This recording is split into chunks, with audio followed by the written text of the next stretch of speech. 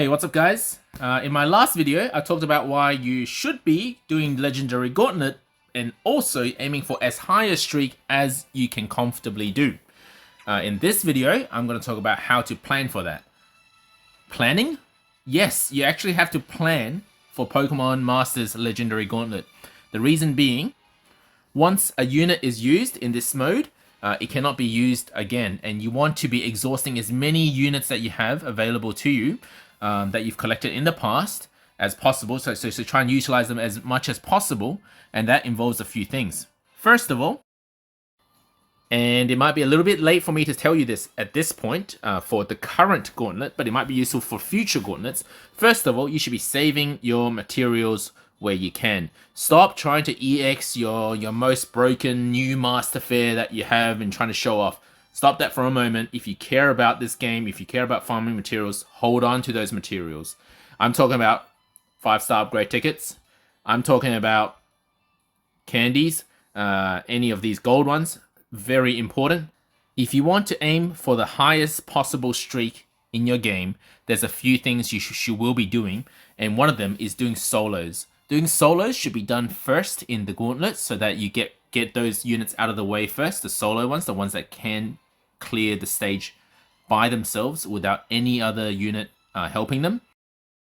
And the units that can solo the stages for each of the respective legends are the ones I usually give my materials to first. And that's because they will repeatedly continue to do the same into the future, but also those are really good units because if they can clear a stage by themselves, they're usually a reasonably good unit.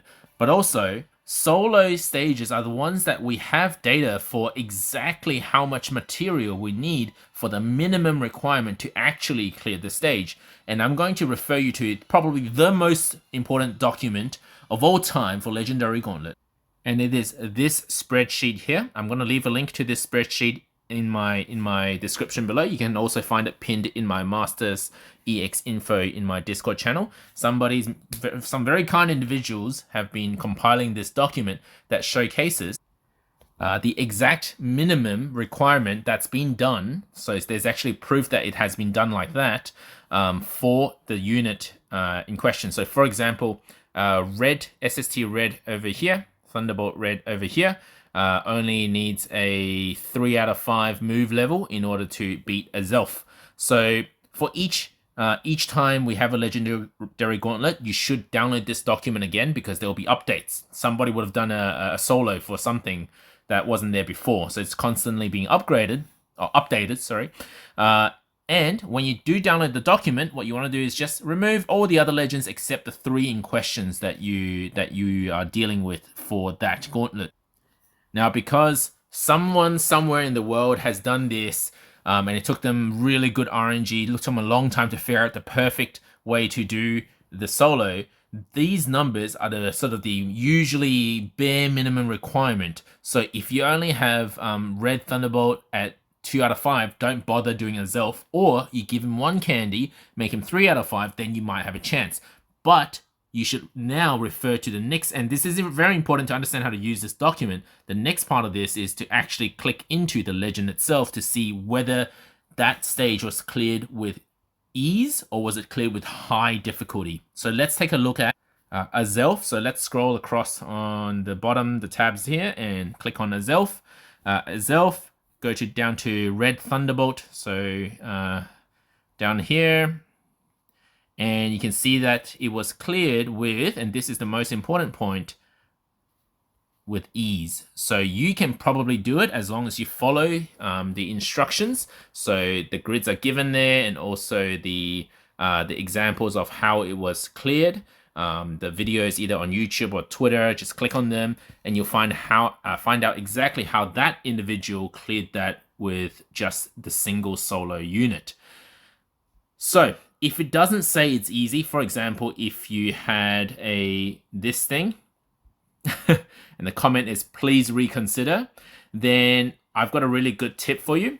So if you still want to do this solo just to minimize your usage of units, because once you've used something, you can't use it again. So that's why solos are really good. You minimize the number of units you need to clear each streak. So if you still want to do this solo, what you could do is you could throw some Eggmons. So this is my second point here. My second point that I want to make about Legendary Gauntlet is to hatch as many Eggmons as you can. I'm talking about these things here. At first, especially when you first start the game, they seem very useless. They generally are, but they do fit into a few niches.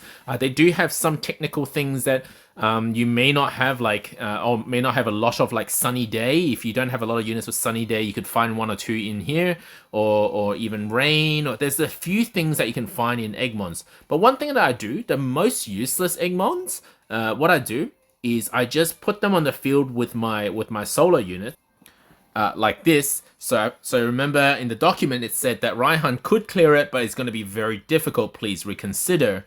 So what I normally do for those stages is I put some relatively useless Eggmons, the ones that aren't very viable for the current 3 legendaries in the Gauntlet.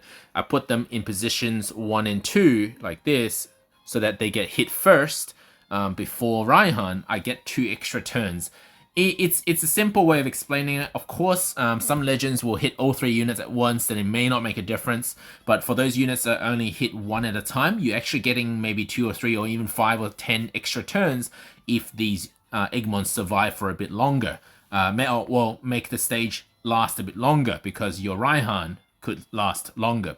So Eggmons are actually relatively important to help you with your solos. So don't forget about them. Don't sleep on them. Eggmons can also be used in when you do full team builds, but you only really want to use 2. You can just fit 1 Eggmon there. So let's say I have Raihan and maybe a support Blissey from my roster. I could fit 1 Eggmon here just as a sacrifice for an extra turn, or maybe it has potion to heal my broken units. So there's other ways to use Eggmons as well.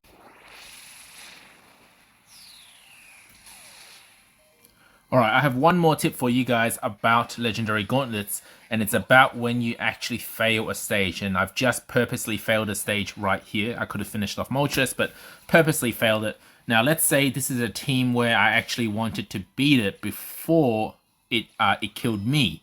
So what happens is when I die, now and this is a mistake I've made time and time again, and I freak out whenever I do, is because I actually want to redo this stage. I don't want Moltres to keep its buffed stats. I know this team can beat this stage, or this solo can beat this stage. I actually want to press battle again. Okay, so this is very important. Battle again.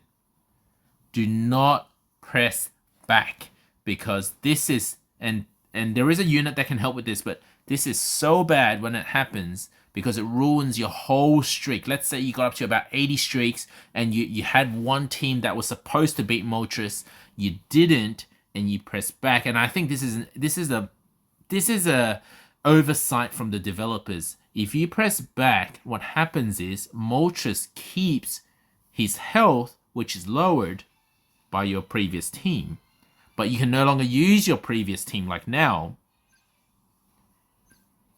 Like this, you have to pick some new units, but it's kept its stat buffs and it's kept its sync buffs and sync countdown. It's all been kept. So the next team that you bring in, it really can't be weaker than your last team, because you're gonna have to finish off a buffed Moltres that's doing more damage. Now it's crazy because there's no way to reset one stage. When you press reset, it resets your entire progress to 0. So if you press back, there is one trick that you can use, and it is to do with a unit, and that is Hilda Summer 2022. I always tell people not to sleep on her because she is so good. She saved my streaks twice now for making that mistake, pressing back instead of pressing battle again. Even if you want to change units after, let's say, that water stage, the Moltres stage I just did. Let's say the team wasn't quite right, I had to change it. You actually have to press battle again, then quit the game so that the Moltres refreshes to 100% health, but it doesn't count the units that you've used. because they're not actually technically used. But if you press back, there's no way to just reset that one streak. You have to reset all of the streaks back to 0. The reason why Hilda is so important here is because of her skill Topsy-Turvy. And Topsy-Turvy, what it does is any buffs that your opponent has gained throughout the stage, and I'm assuming that you're up against something that has buffed a lot. It doesn't work for sync buffs, but it works for most other buffs. And it doesn't work for critical hit rate either. So for other than those 2 stats, everything gets reversed. So if it's +6 attack by the time you died and you accidentally pressed back. So let's say Moltres had +6 attack, +6 special attack. Topsy-Turvy changes that, flips it upside down, and then you can use some weak Eggmons to finish off the Moltres. And this will only work once. She's really good for that. So don't use your Grap Locked unless that mistake was made towards one of your streaks, like the end of your streaks. Like let's say you're on streak 50 and you made the mistake of pressing back. Use Topsy-Turvy, bring some weak Eggmons to finish off the stage, and then you just keep going with your streaks. So I always save Hilda Summer 2022 for, well, I never use her unless and until I make the mistake of cutting my legendary streak short because I pressed the wrong button. I'm not too sure I explained that very well. You really have to have experienced it to understand what I'm talking about. But hopefully you at least take home the point that if you have Grap Locked, or if you don't, one day she does show up, you pull her. And when if you do have Grap Locked, don't use Grap Locked in your regular streaking progress. Just leave Grap Locked until you make the mistake. And then you can use him to use Topsy-Turvy and then progress the game. Alright guys, so I just have one more general tip for you guys regarding Legendary Gauntlet. This is pretty basic. The tip here is to create 3 teams. Or more if you want, but create 3 teams like this.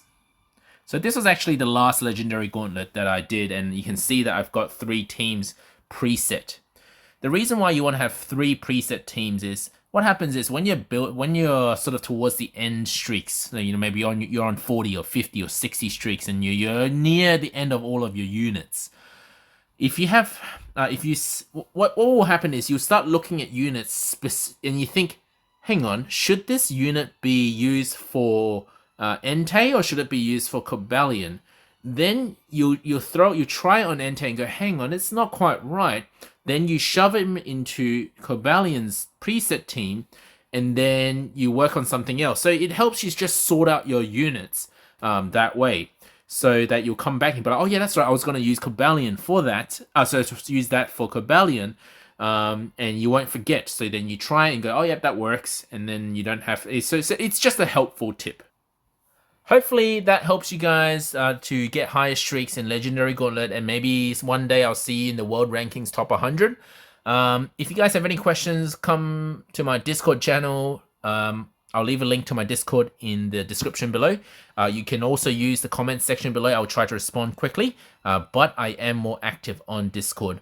Thank you for watching, guys. If this video helped you, please leave a like, and please share it with your friends so that they know that Legendary Gauntlet is worth it and how they should be preparing for each Legendary Gauntlet.